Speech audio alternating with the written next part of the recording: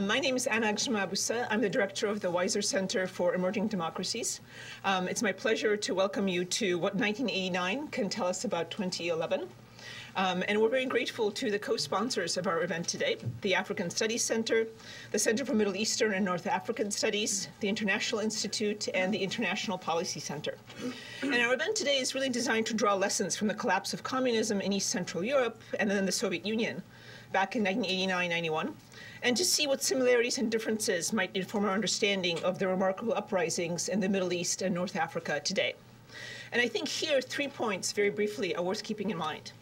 First, both in 1989 and today, what we see is popular mobilization against repressive and incompetent governments.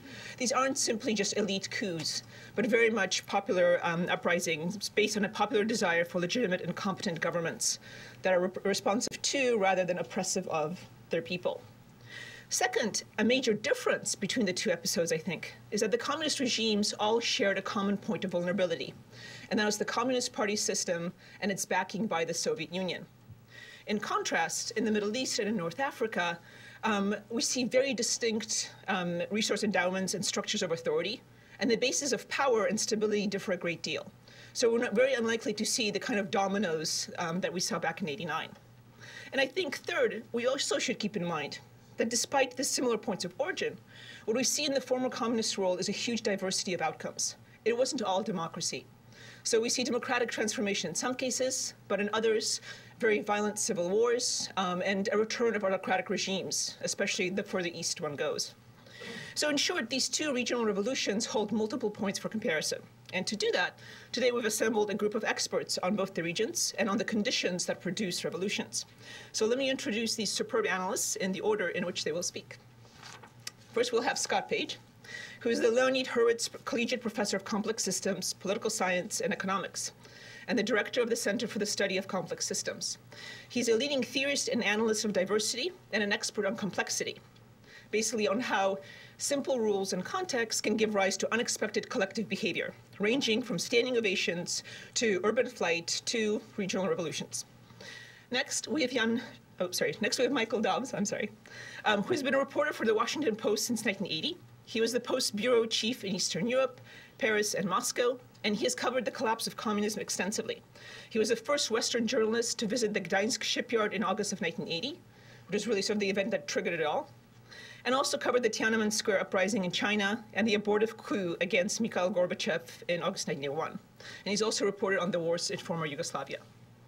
Next is Jan Schweiner, who's the Everett E. Berg Professor of Business Administration and the director of the International Policy Center and professor of economics and public policy.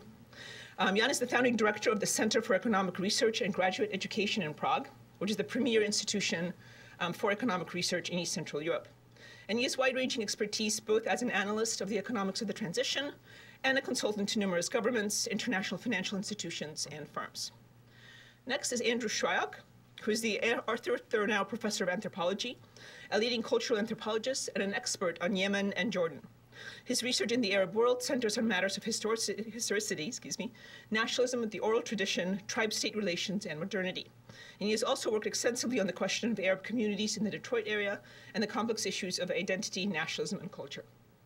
And finally, we have Juan Cole, who is the Robert P. Mitchell Collegiate Professor of History, an expert on the Middle East. He has published extensively with multiple books and dozens of book chapters and articles.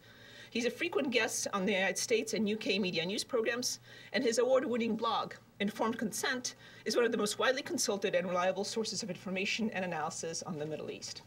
So with that, please join me in welcoming our panelists. Thank you.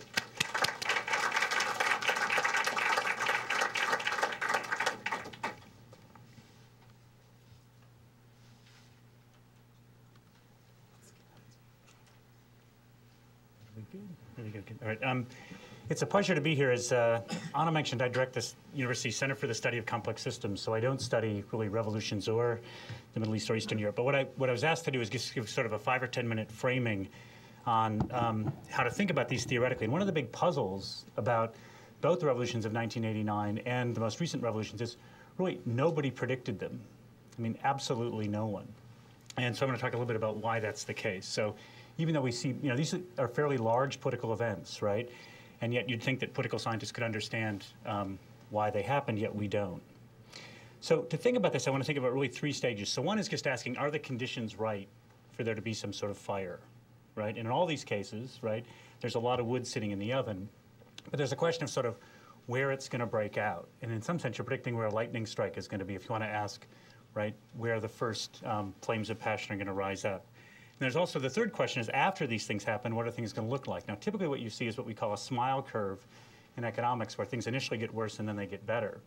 The reason they get worse, right, is it's a transition, and the reason they get better is you're usually taking countries that were left out of the global economy and you're putting them in the global economy, so things get better.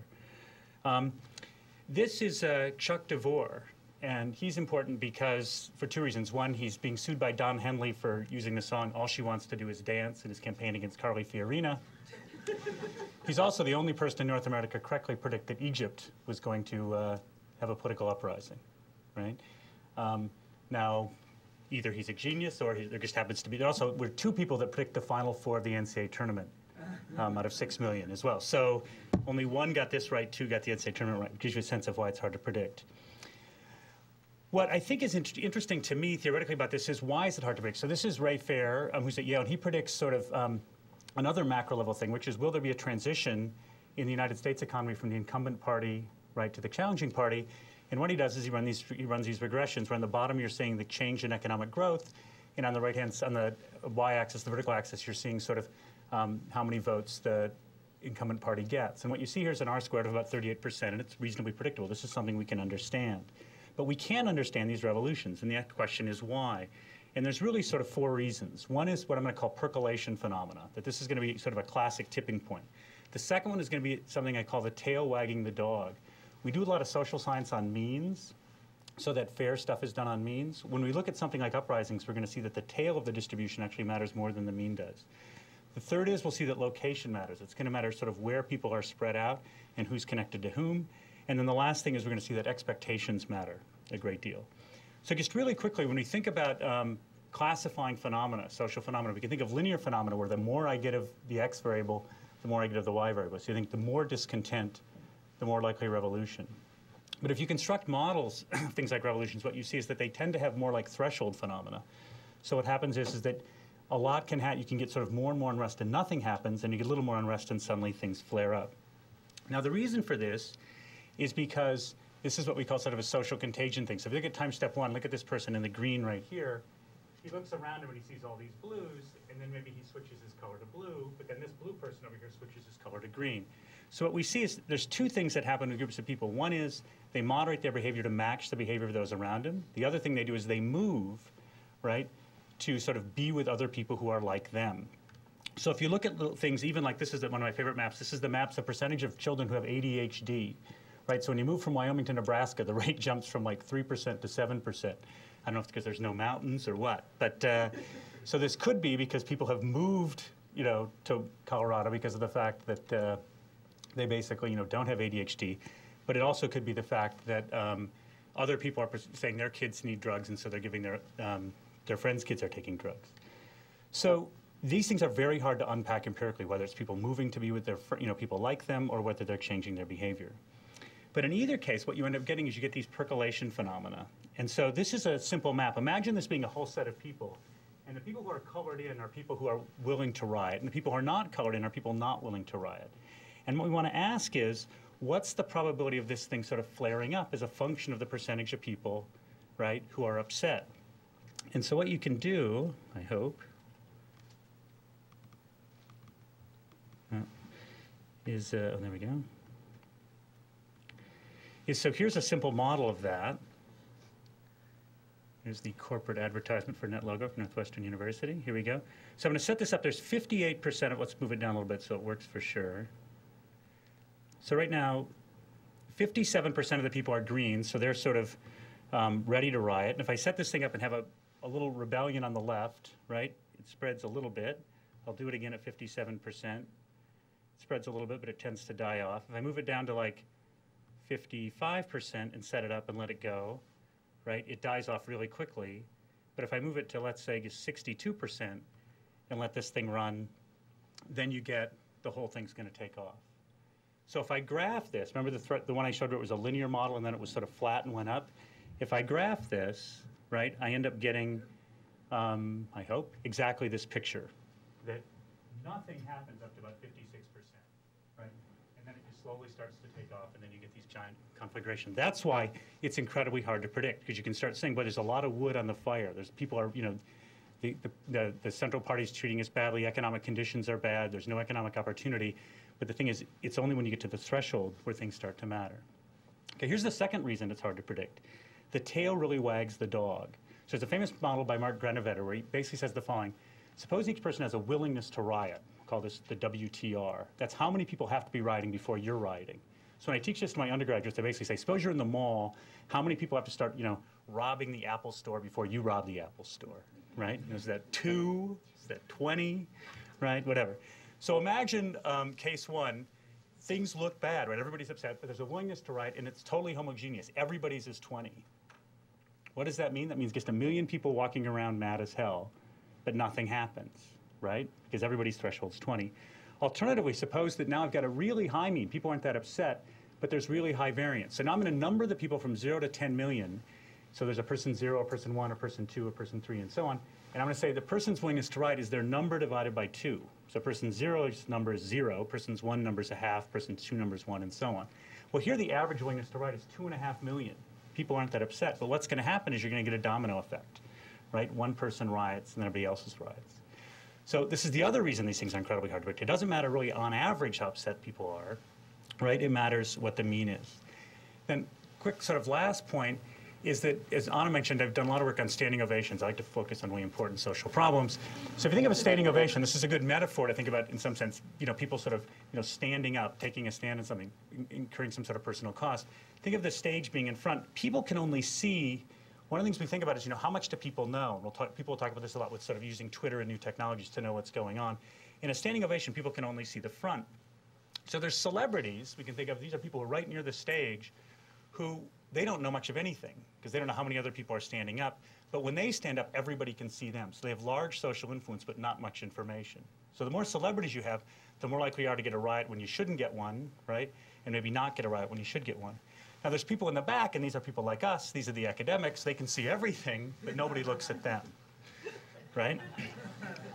So what's interesting is there's been some work recently in controlled experiments, not with riots, but with just music, asking, how much does social influence affect what outcomes we get? So Matt Segalnik, who was here a couple weeks ago giving a talk, did this thing where they gave students access to free music, and they could rate the music, right, from sort of 1 to 10.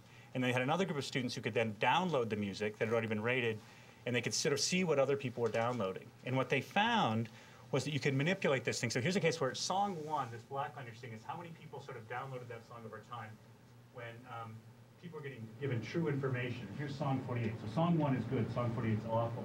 But then what they did is they manipulated the first 750 people, and they just sort of lied about what those people were saying, right? So these people were saying song 48 sucks and song 1 is good, right? But they lied about it for the first 752 people. And what you see is song 48 still takes off, and song 1 doesn't. So what they find in the context of music is behaviors between 25 and 65% social. That's a fairly large range, right? It's hard to get good data on this for willingness to riot. Let me just end with this. One thing that makes this very hard to get is willingness to riot. It does depend on dissatisfaction, but it also depends on expectations, right? Because these aren't just decisions to download music or stand up in a theater, right? They're decisions to possibly die. And so it's going to depend on how many other people are standing up, what you think the response is by others, right? So if you basically say, look, we're not going to shoot protesters, you're really increasing the likelihood that you're going to get in trouble, or that you're going to have a big riot. And if you're Gaddafi and you say, I am going to shoot protesters, that's probably going to lower people's expectations about how many people are going to riot. And also sort of the probability of success.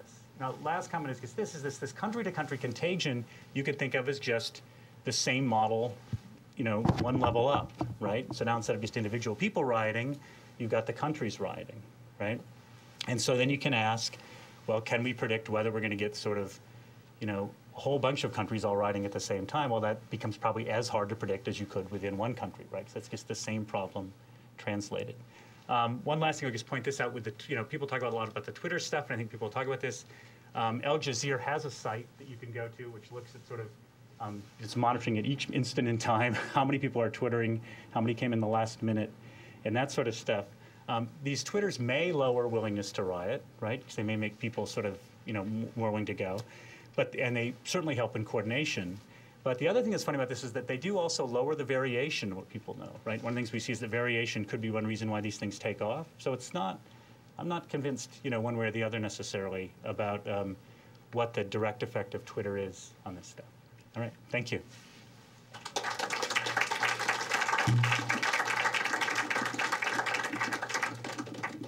Okay, so I had the great privilege of covering a lot of these revolutions against communism, beginning with the Polish Solidarity Revolution in 1980. By 1989, actually, I'd moved to Moscow as the bureau chief for the Washington Post. So I saw what happened from Moscow. And so I've got a kind of Russian take to begin with. There was an article in the New York Times yesterday that you may have seen about, I think it was headlined, "Every revolution is revolutionary in its own way." Of course, referring to Tolstoy. But I'd like to tweak that a little bit in a way that I think is truer to the opening lines of Anna Karenina. In their happy phase, revolutions are all alike. But in their unhappy phase, each revolution is unhappy in its own way. So what do I mean by that? Well, the happy phase of a revolution is the time, we've seen this over the last 2 months in the Middle East, in one city after another. Jubilant masses of people coming out onto the streets, a sense of incredible possibilities, euphoria. The weather, the sun always seems to be shining even when it isn't. It's summed up, in the words of Wordsworth about the French Revolution. Bliss was it in that dawn to be alive, but to be young was very heaven. And I certainly experienced a lot of that euphoria in Eastern Europe. What do I mean by the unhappy phase? The before and after of revolutions. I mean, each of these countries is unhappy in its own way. They've all suffered from some kind of tyrannical rule, corruption, oppression, but the causes are all different. In each of the Arab countries, the ethnic makeup is different. In the Eastern European countries, the historical traditions were different. And how revolutions end is also differs. And one common theme is that I think, we've seen again and again that if a government is willing to use force against the people, then bullets will trump Twitter messages, any amount of Twitter messages. Or in the case of Tiananmen in 1989, any amount of fax machines, which was the information technology that was the revolutionary information technology of the time.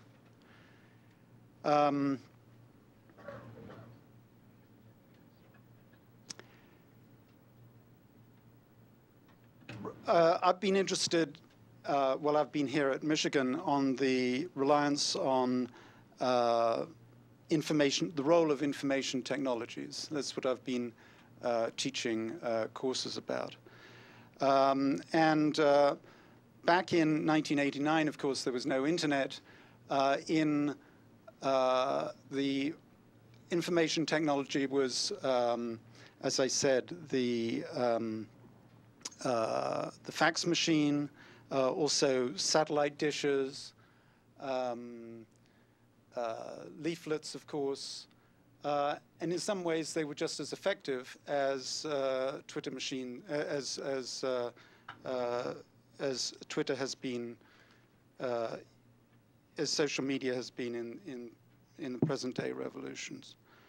So I'll speak partially from what I've been studying and partially from experience. I know obviously much more about Central Eastern Europe and the Commonwealth of Independent States than about the Middle East, North Africa. but I'll try my best to sort of link it. I think one thing that really struck me and many observers is how fragile the communist system in the end was. And in some sense, you know, it's the surprise element that we heard about earlier. We see it in the Middle East as well. I mean, nobody really was predicting it. I mean, there were always predictions, right? People are predicting the fall of the Soviet Union from the moment it appeared, but that was not very useful. It lasted decades thereafter.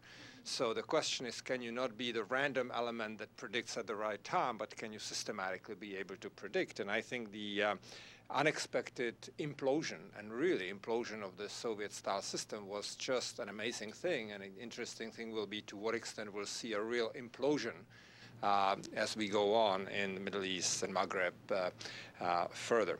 So, so this was sort of interesting at the beginning. It looks like a monolithic type setup with a lot of tensions, of course, and problems and so on, but then suddenly it kind of disappears.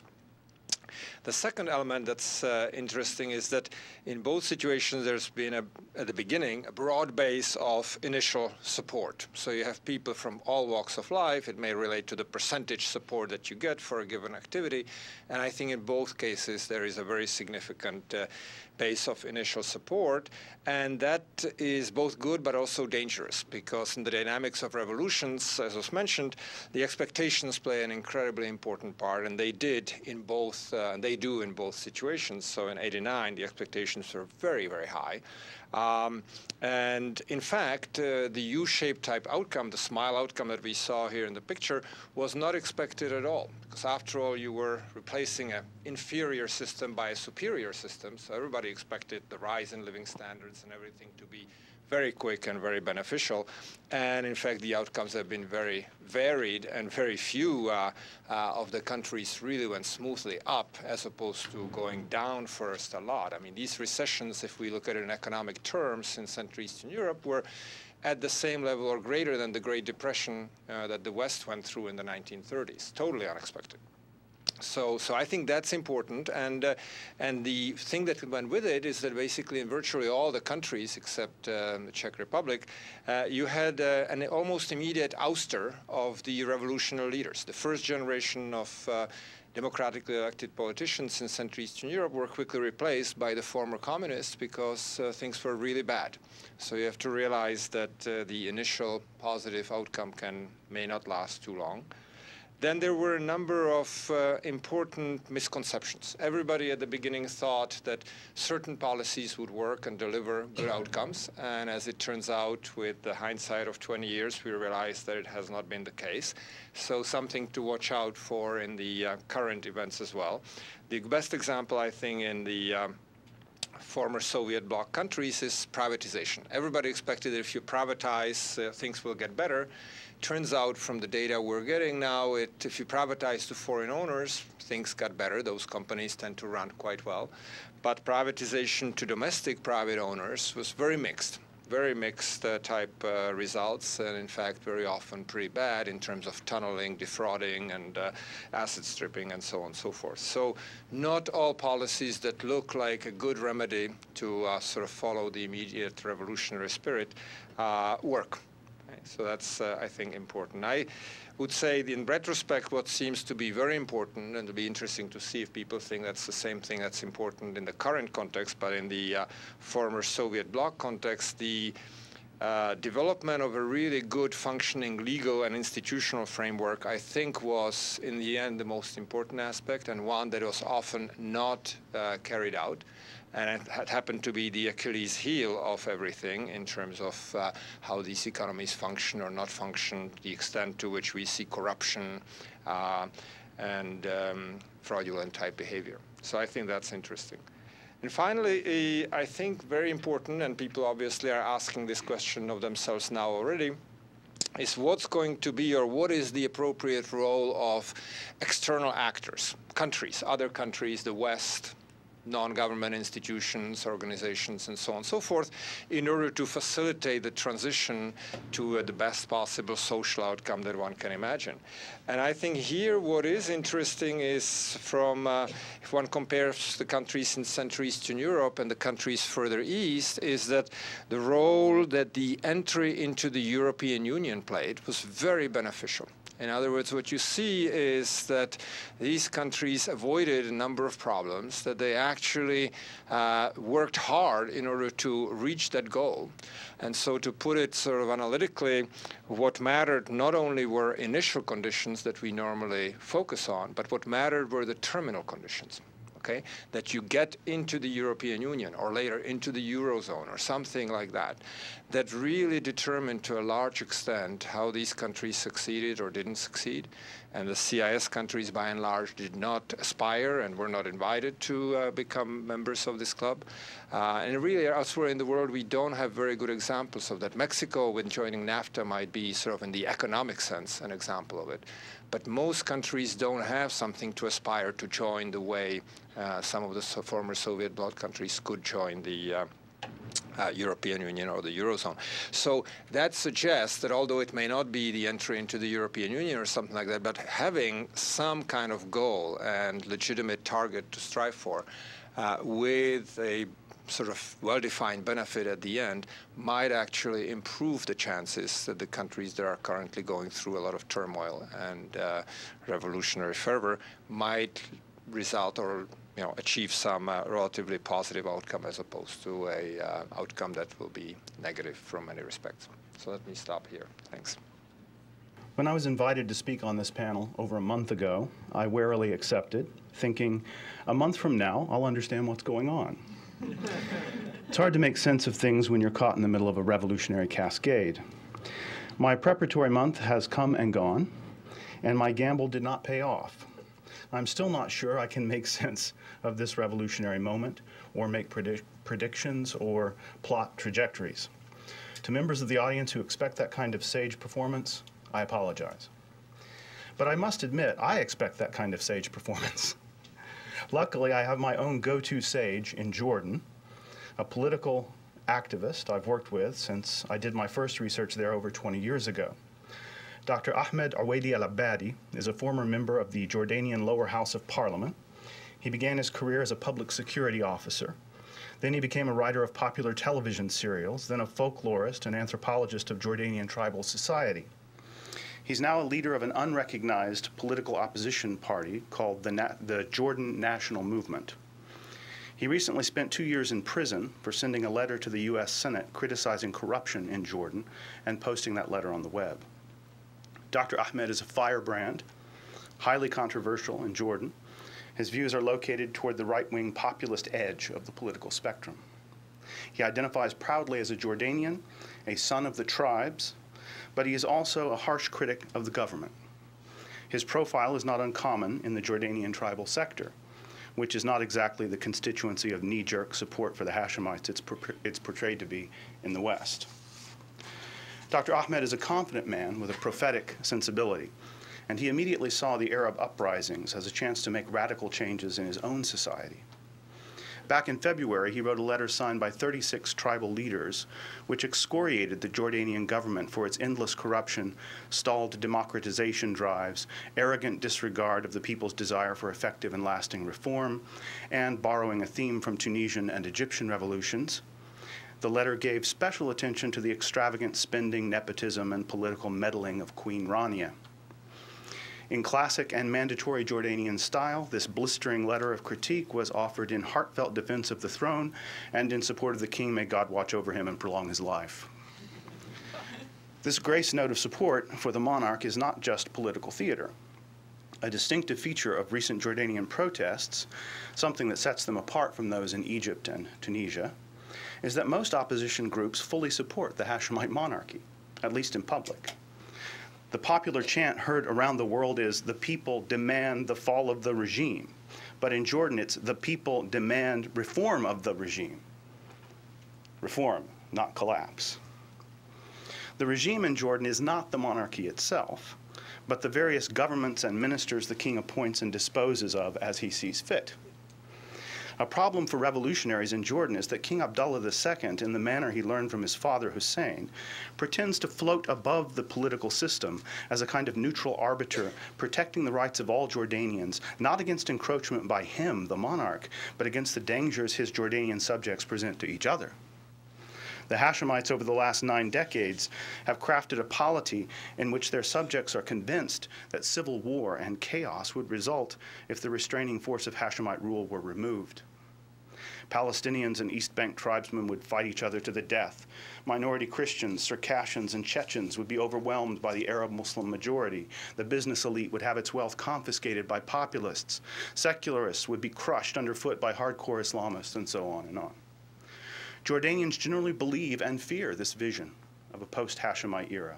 What is more, almost every key constituency in Jordan believes the king supports some other constituency more.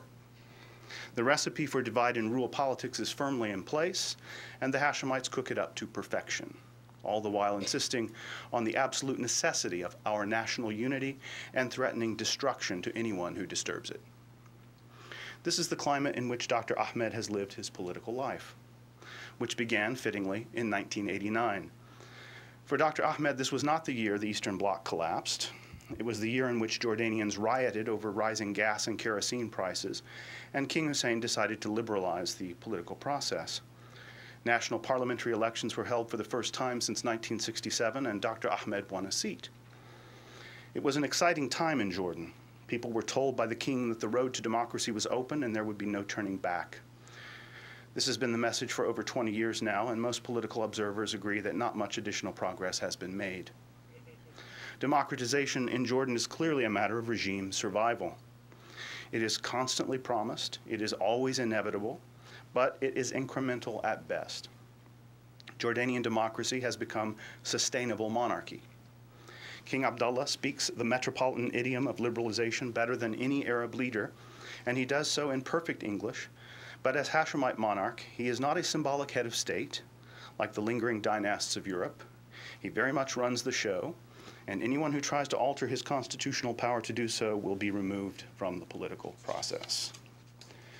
Like many Jordanians, Dr. Ahmed finds this system overbearing, threatening, and at times humiliating. The government speaks to us as if we were children, he told me, but the people have changed. The leaders have not changed, but the people have changed, and we say enough of this old patriarchal model. It is no longer acceptable to pretend the leader is the father and we are his silent, respectful family. This conceptual shift is central to the Arab revolutions. Listen closely to the conversations between rulers and protesters. One speaks down as a parent to a child. The other talks back, saying, "You're not the boss of me. You don't respect me. You don't deserve my respect anymore." If these exchanges have a familial ring, if you've engaged in some of these exchanges yourselves, it's because political culture in Arab societies is modeled on house culture. And any demographer of the Middle East will tell you that the time is ripe, overripe in fact, for the younger generation to shake off the older. In Egypt, a country ruled by an octogenarian dictator, the scenario seemed literal.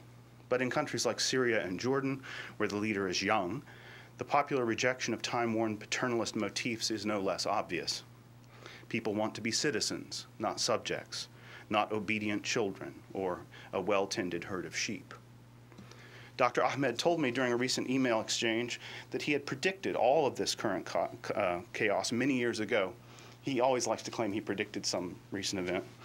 When he was lecturing at Yarmouk University, the flood of chaos would be political, economic, and cultural. It would eventuate in the collapse of all existing Arab regimes, securing a shift to democracy and an anti-American tilt that will last, he says, 70 years.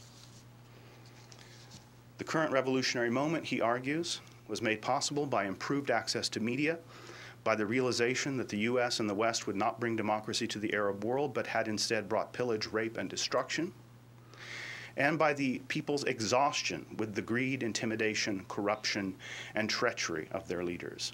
Everywhere in the Arab countries, he says, people have experienced the same pain, the same hopes and dreams. When they saw what was happening in Tunisia, they realized that their bare hands were stronger than American weapons, stronger than tanks, and they lost their fear. They took off their cloak of political modesty, he calls it, their shame in the face of power.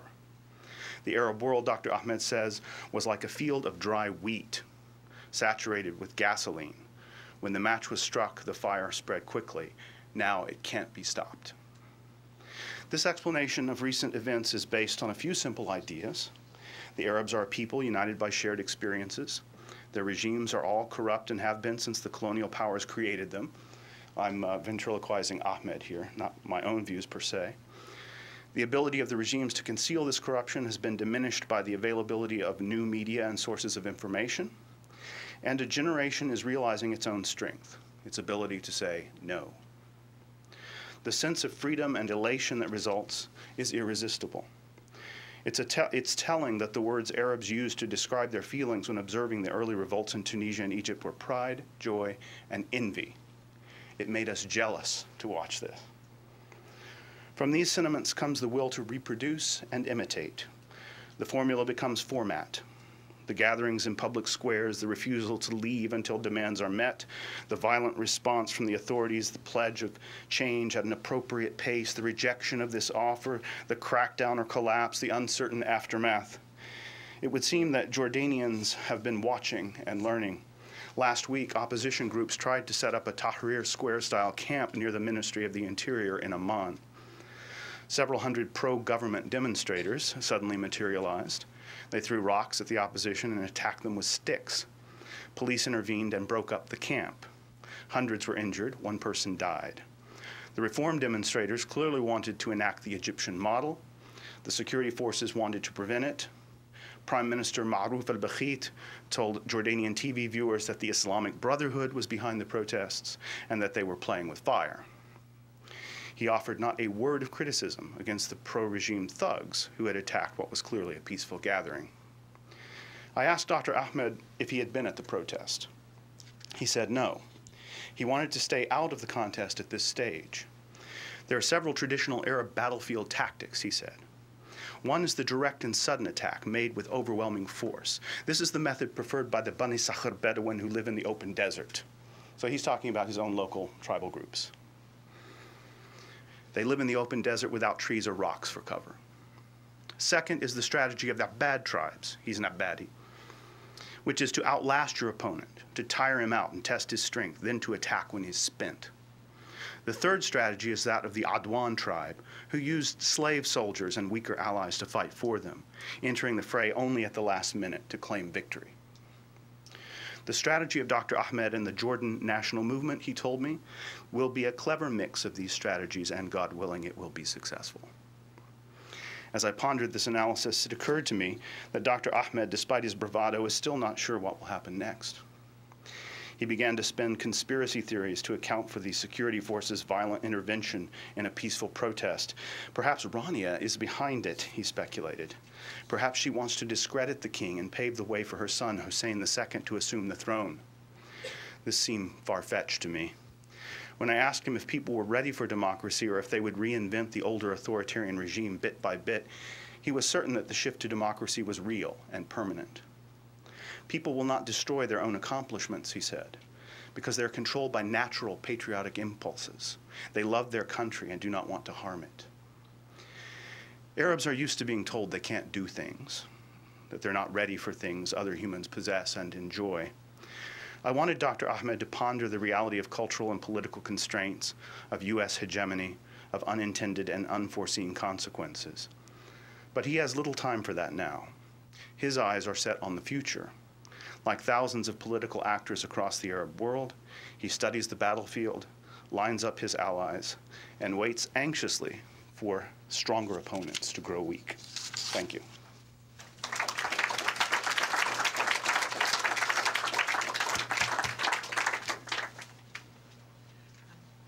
And we're delighted that Khalid Madawa could join us right now. He's the Associate Professor of English Language and Literature and an award-winning poet and writer. Born in Benghazi, Libya, he emigrated to the United States in 1979 and completed degrees in economics and in political science, as well as a Master of Fine Arts. He's the author of 4 books of poetry, a translator of 9 books of contemporary Arabic poetry, and the editor of 2 anthologies. Thank you. I'll probably watch for a second. My colleague has covered some of the areas I wanted to cover about the comparison, and of course the wonderful presentation on the dynamics of revolution. But we've seen, as in the Velvet Revolution, student demonstrations happens and then gets repeated the next day, and then the government breaks down. In that sense, maybe Tunisia and Egypt probably looked and sounded more like the revolutions in Europe. Which, again, would bring me to the idea that maybe the revolutions in Europe, as my other colleagues were saying, were actually not the typical revolutions that we think of, because they had a better plan in the coming. But some elements that were available in Egypt and Eastern Europe are not, and I'm thinking from Libya, were not available in Libya. The ability to organize was somewhat available under the Eastern European countries. There were other parties existed, Charter 77, and so on. So alternative political entities. The syndicate that Lech Wałęsa had worked under, the Peasant Party in Poland, there were other bodies working. And in Egypt, you had other political parties. The Ikhwan at some point were in the parliament, and there were leftist parties also had operated. In Tunisia, the union of Ittihad al-Shughl, or the union of labor union in Egypt was important. The protest in Mahalla and Mansoura were central to the Cairo protest, and in Mahalla there had been labor protests in Egypt before. I mean, not just this revolution, several times before. Several were killed in riots there. So you had some syndicates working as well. I think two factors that had worked perhaps in the earlier revolutions that in the European revolutions that were not the same. One is you had some political rootedness was important, perhaps in somebody like Wałęsa or Václav Havel, and some foundational elements. Some centrality in Poland particularly. So centrality, solidity were important, while in these revolutions what was important was fluidity, anonymity, and decentralization. It wasn't like standing firm, but rather being very quick is what made the Egyptian revolution and the Tunisian one take place. That you were anonymous was important rather than being known. So, and that's what the internet elements were important for. The external factor, of course, was what my colleague talked about. I mean, Eastern Europe was more like a colonized territory dominated by Soviet Russia. The communist regimes of Eastern Europe depended on the existence of Soviet troops in their countries. The Soviets were able to suppress Hungary in 1956 and Czechoslovakia in '68 because they could run the tanks into Budapest and Prague. They couldn't do that in 1989. So Eastern Europe were ready to part ways from Soviet Russia, and the signs were there. And dismantled party. I mean, in Czechoslovakia, it was actually the head of the Communist Party that said, okay, we're not going to be a one-party state anymore. We will switch. And so, and that's precisely because the Soviets couldn't stop him, in essence. In Arab revolutions, so in a sense, the European revolutions were perhaps more of a single revolution because it was really the crumbling of the police system that was the Soviet system. And so in the Arab revolution, we're having sort of more. And at some point, it seemed like the Tunisians happened, and who's going to go next? Well, the Egyptians came to the plate. And then after Egypt, who's going to be next? After Egypt, several had come in. And it's sort of this, you first issue. It seemed, though, but we were having different, I think, revolutions. I could say maybe Egypt, Tunisia, Yemen, and Syria are kind of the same, and Egypt, Yemen, and Syria, partly because of the existence of oppositional parties. The opposition still plays an important role in Yemen, in sort of being an in-between, sometimes pushing towards Saleh, sometimes not. So in Libya, really, these don't, I mean, okay, the external factors in none of the Arab countries is really well, in Libya, it's playing an important role. But for some time, the French were ready to send special troops to support Ben Ali. It was not American action, but rather sort of American inaction that sort of let the chips fall where they may in Egypt. So the foreign position, or the Western position on Mubarak, was kind of wobbly. Really, the Americans didn't know what they were doing, neither were the Europeans. The Arab Revolution depended on the implosions of their regimes and not the breaking up of a colonizing, occupation, external force. Now, how and why these internal implosions took place? You had the army and you had the security sources. Early on, the Tunisian army was marginalized, and the Egyptian army had already sort of taken on its own position. What had happened is that there was a formal outsourcing of security both in Egypt and Tunisia. And these crumbling bodies broke down. In Libya, where the revolt succeeded, in some parts of Libya, it was because of these security networks also fell apart, like in Tunisia and Egypt. Where it didn't were these security parts held in part. Now, in all three regimes, one can say that the tension was between the middle class, who is not dependent on governmental subsidies, jobs and patronage, or had given up on them, and those who were dependent on them, as opposed to the security forces, the Egyptian and Tunisian segments of and the Libyan army that are largely middle class, inclusive, especially the Egyptian one. In essence, the army in Egypt could not remain deaf to the rest of the class to which it belonged, which had become increasingly intolerant of Mubarak and his apparatus. The same with Ben Ali.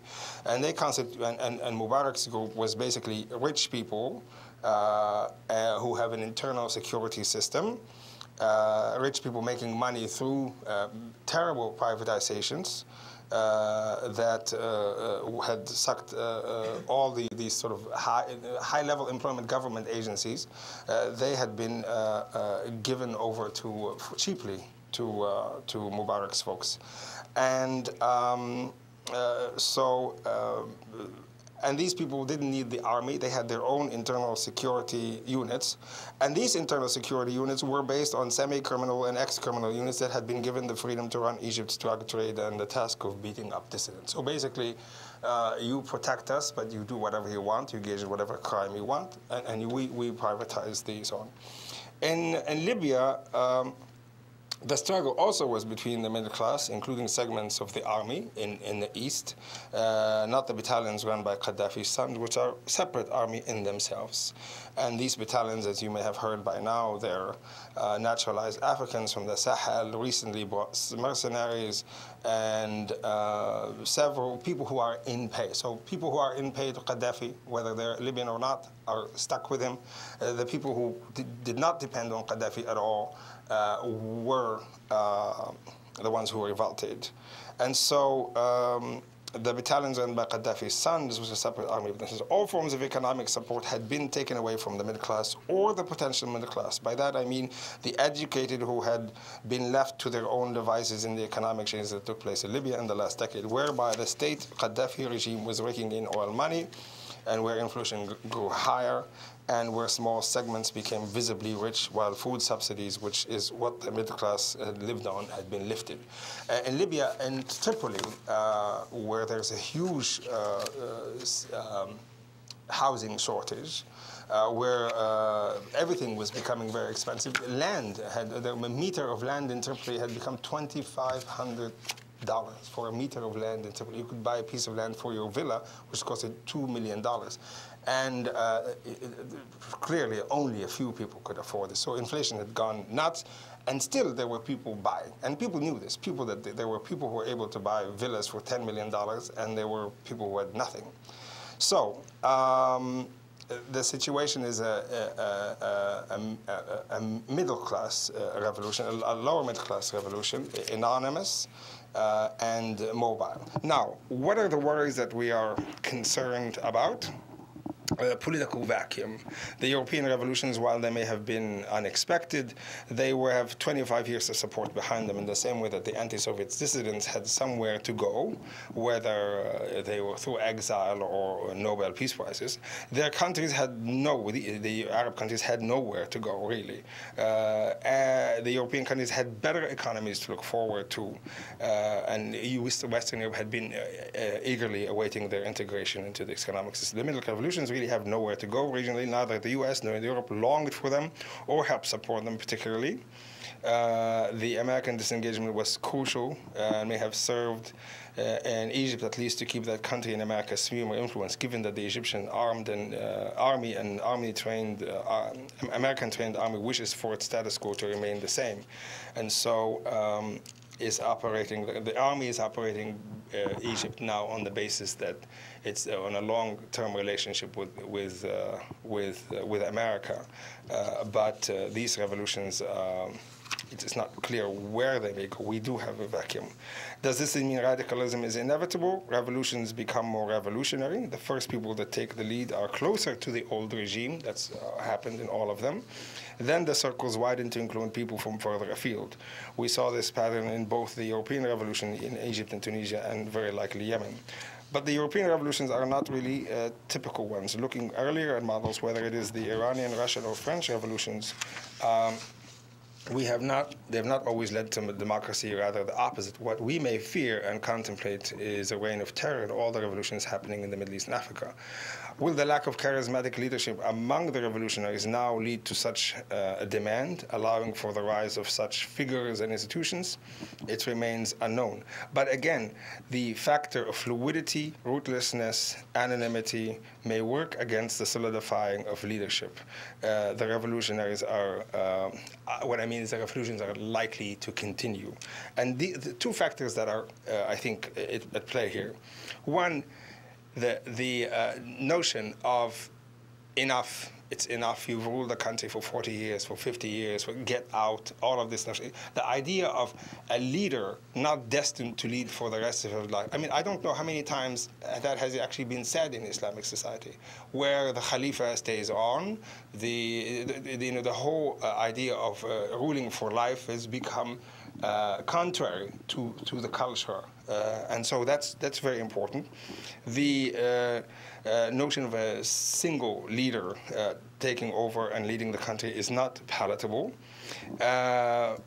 Furthermore, I think this is probably we saw the Sunni reaction to the Iraq invasion and also the Shiite reaction. And the Shiite reaction, there was always the imamate figure coming to lead. The Sunnis had always been never really rallied against a single figure. And in a sense, the idea of some strong figure, religious figure, leading the country, whether he's religious or not, within the Sunni context is not likely to stand. What is the role of religion? The unknown force in all these revolutions is, of course, Islam. None of the Middle East revolutions, however, is Islamist. The causes behind all of them is rampant corruption among the ruling elites and economic hardship among the middle class and lower middle classes, who are educated enough to be ambitious but have not been given the means to pursue their ambitions. The revolutions did not rise to establish an Islamic state, but Islam as a religion has provided a moral prism from which to view the economic corruptions of all three regimes, mainly in the areas of social injustice and the kleptocracies that ran all 3 or 4 countries in North Africa and elsewhere. It should be noted that among the first revolutions in Islamic history was one such revolution against the kleptocracy, mainly the revolution against the Caliph Uthman, whose rule was seen as the kleptocracy whereby his bloodkin, the Umayyad in Mecca, assumed important roles and positions and enriched themselves considerably under his rule. Uthman's blood-soaked shirt is an important symbol of revolt. So, while Gaddafi, who never really trusted fatwas, was sending these fatwas, Saudi fatwas, saying you cannot rebel against the Wali al-Amr or the leader, there is also an Islamic tradition of no, you have to kill Uthman, even though he's Muhammad's father-in-law, if he gives the riches of the country to. So basically, we have Islam is in itself fluid as to what do you deal with the leadership and so on. Well, in Egypt, Tunisia, and Libya, Will they become Islamist states? Yes and no. Already talking these streets of Egypt is Ikhwan-led government that is at peace with the army is perhaps plausible. But in Tunisia and in Tunisia, the Nahda parties called for lifting the ban on the wearing of the hijab, and the opening of mosques is gaining much support on the street. Al-Nahda, before it was banned, simply asked for making Friday the weekly holiday instead of Sunday, which had not happened. I mean, Bourguiba would not allow it, and Ben Ali would not. In essence, the Islamist elements will exert some influence on both countries. How these developments affect the situation of women and minorities in both countries, how will these calling for secular democracies be treated? These questions remain to be answered. In Libya and even in Yemen, I can't tell what external influence the Islamists will have both. Both of these societies are already conservative. Elements of the Sharia are already applied in civic law. And at least in Libya, Al-Qaeda never really had a strong presence in Libya. Will an Islamist win in all or any of these countries mean the suppression of divergent points of view?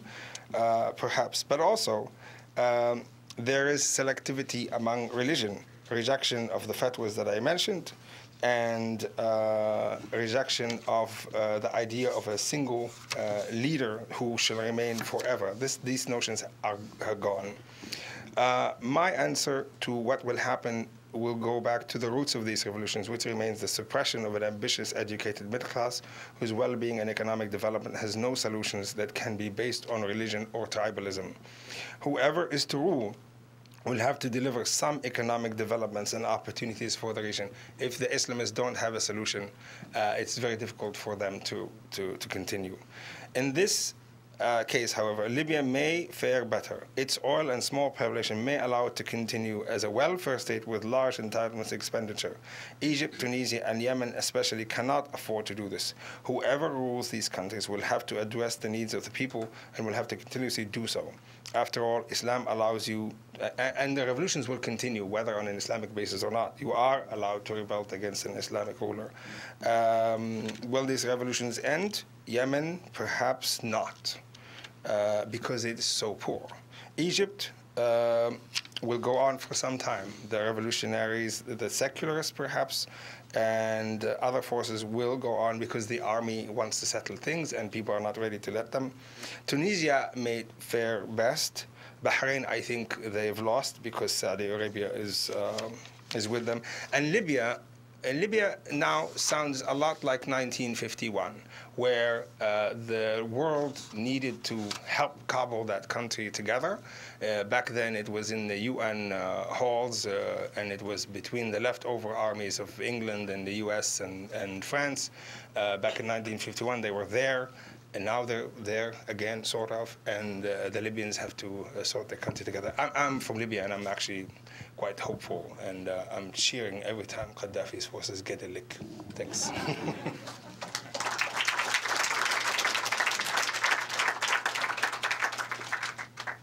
Well, we've heard a lot of rich observations today, and let me just make a few additions before we open it up to a discussion. I do think that the question of the posture of the military is quite important in these popular revolts. Although it's the fact that the Eastern European revolutions were much aided by the knowledge that the Soviets were no longer going to roll tanks, and that may have given some people some courage, it was also necessary for the Polish military and the Czechoslovakian military and so forth to decline to roll tanks because they had their own. I think that when you took away the external support, the issue is pitched differently because the military has to decide whether it will fire on its own people. Now, in Tunisia and Egypt, it was made clear to the dictators fairly early on in the demonstrations that the military simply was not going to do that.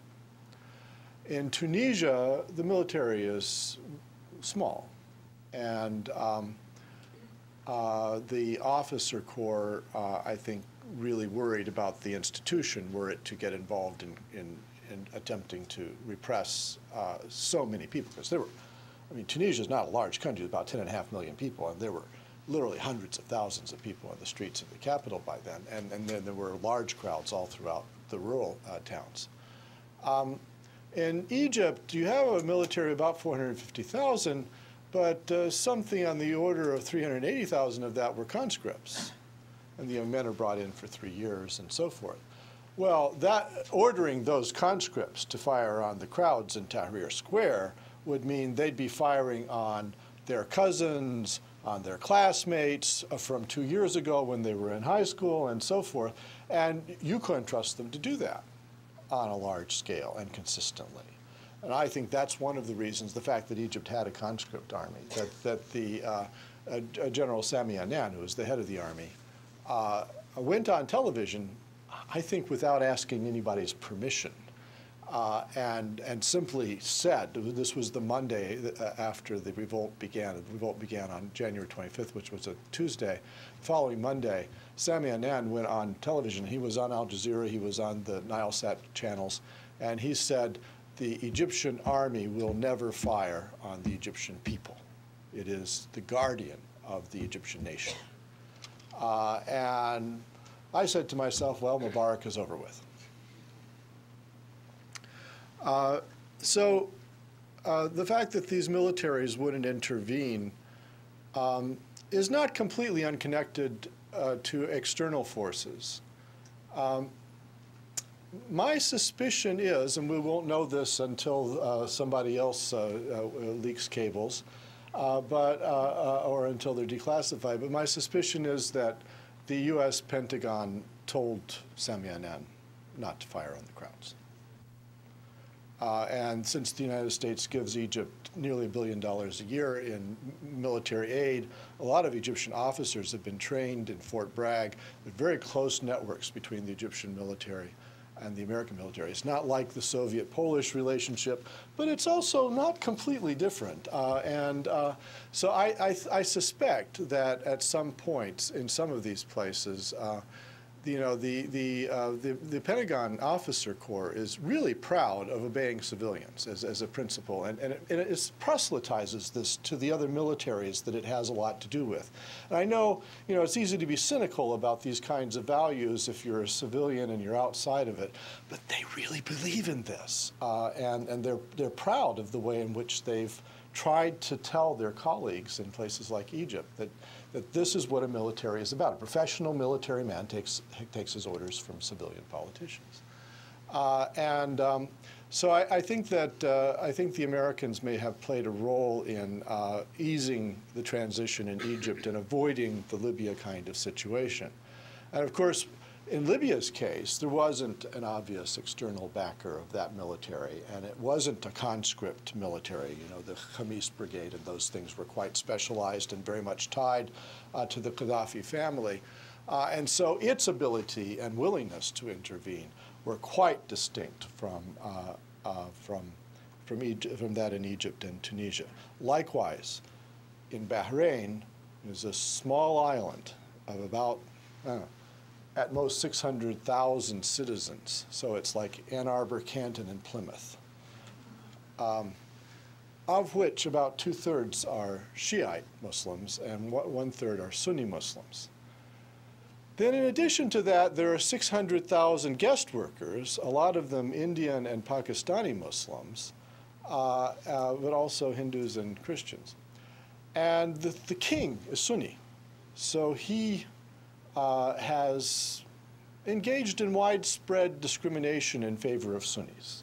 You want a government job, you want a ministerial job, you want a government contract or license, good to be a Sunni. And even sometimes a Pakistani Sunni would be favored over a Bahraini Shiite. And so this is kind of Arizona on steroids. It really is about labor issues, job access, and then what the Shiites would see as federal government preference for immigrant labor. So the Shiites came out into the streets and were making a push.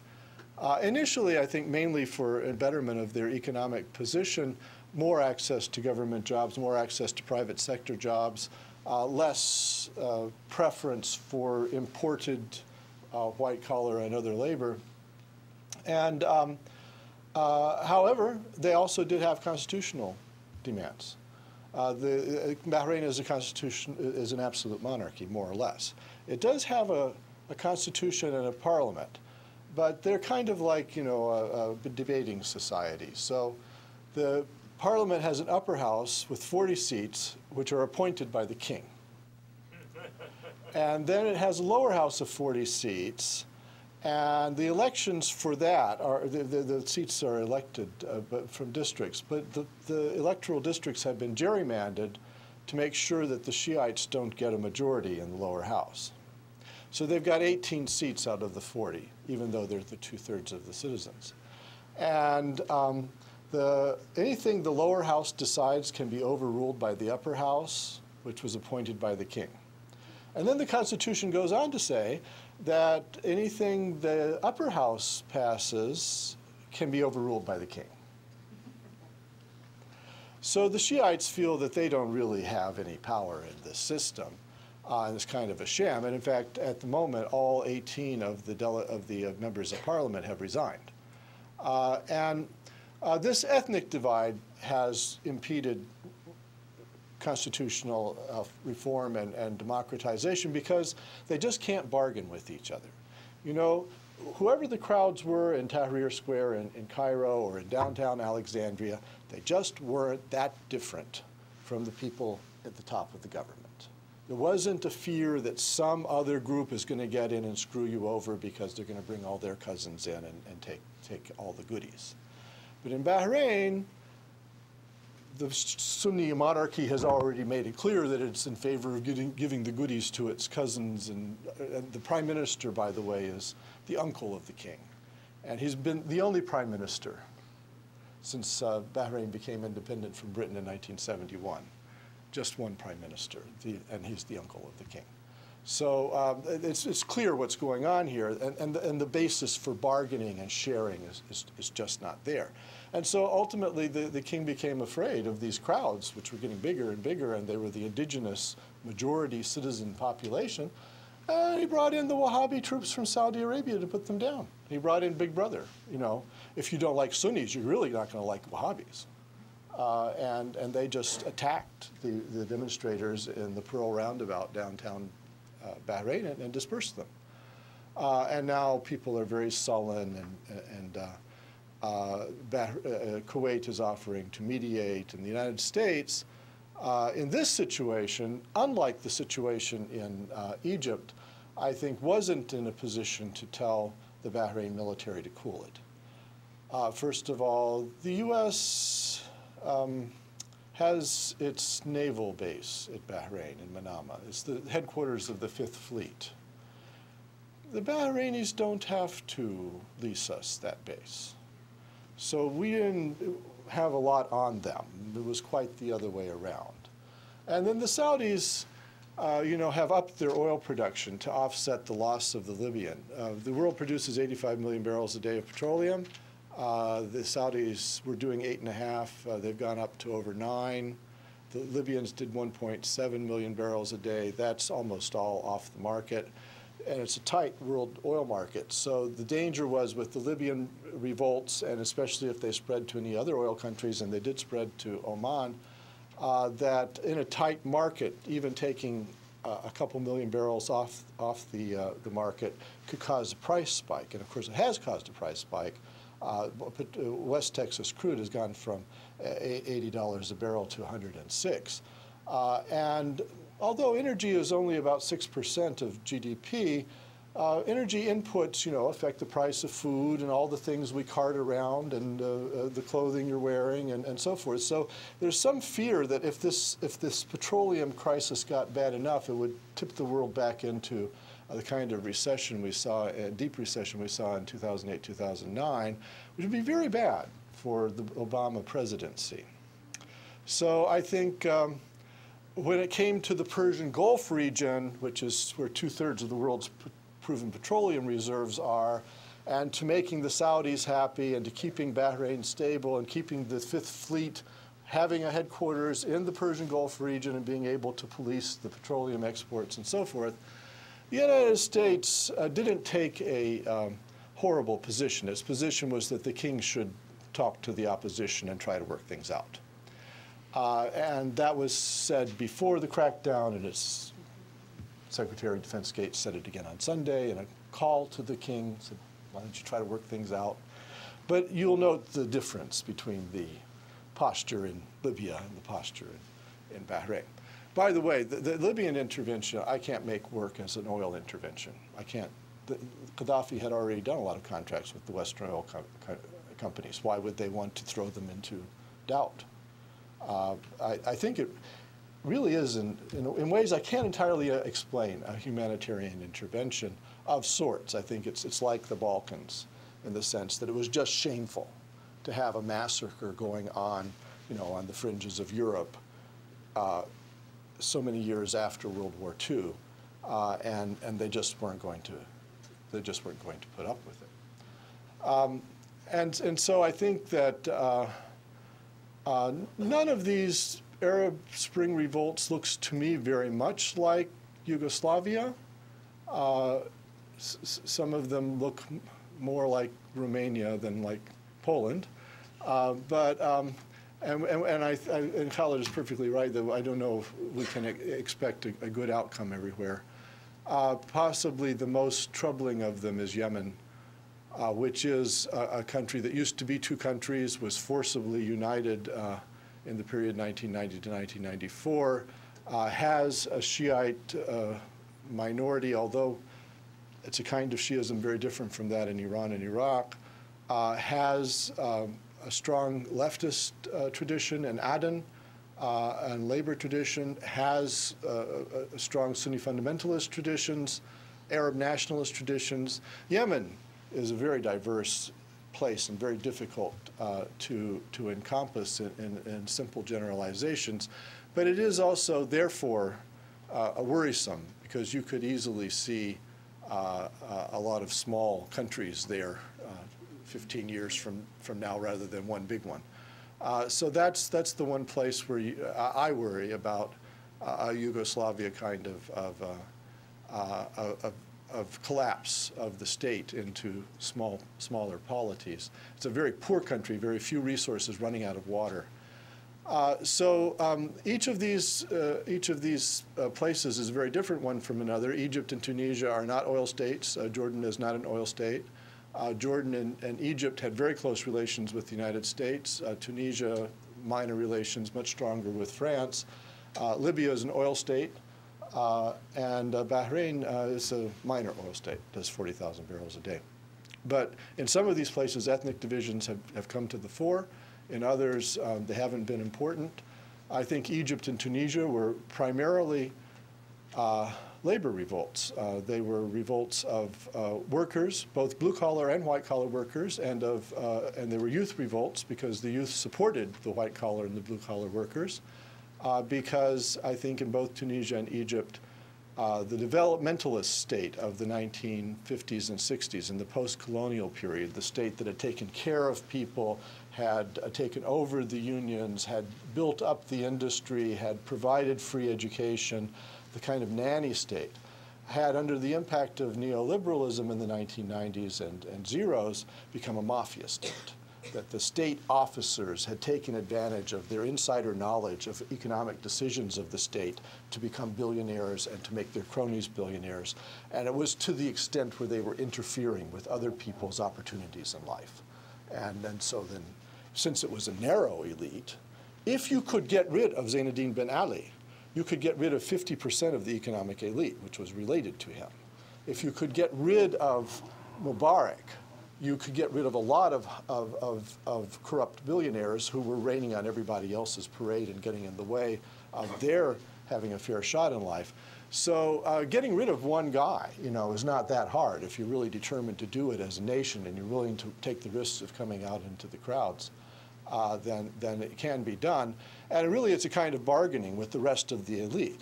It's saying, hey, you guys, you officers, you businessmen, you cabinet ministers, you've let this tiny faction batten upon the people like vampires. You need to turn against them and get rid of them, and then we'll all be better off. And that kind of bargain can be successfully made. And I think that's what happened. Finally, I'll just leave you with this. On January 1st of this year, I did a blog posting in which I laid out what I thought would be the major foreign policy challenges to the Obama administration in 2011. And if you'll just permit me, it's short. Number one challenge, my top 10 list. Egypt, after decades of being unproblematic for the U.S., may be on the verge of being a foreign policy challenge of some magnitude. President Hosni Mubarak is advanced in age and could pass from the scene soon. He is grooming his son, Gamal, to be his successor, but the WikiLeaks cables suggest that the powerful Egyptian military intelligence chief is not happy with this idea of dynastic succession. On the other hand, U.S. cables also suggest that the Egyptian military is declining in power and modernity. Although the government successfully repressed its radicals during the past 2 decades, they are back in the streets again with car bombings. More serious challenges come from the Muslim Brotherhood, which could do well in an election that was not rigged against them. Likewise, Egypt's labor and middle-class movements have shown themselves capable of mounting significant campaigns in recent years, deploying new communication tools such as Facebook. A more democratic Egypt, like a more democratic Turkey, may not be willing to be complicit with Israeli oppression of the Palestinians. Obama should not take Egypt for granted, but rather should have some subtle and culturally informed contingency plans if its politics abruptly opens up. Above all, the U.S. must not stand in the way of democratization, even if that means greater Muslim fundamentalist influence on the state. So, Scott, it's at least 2.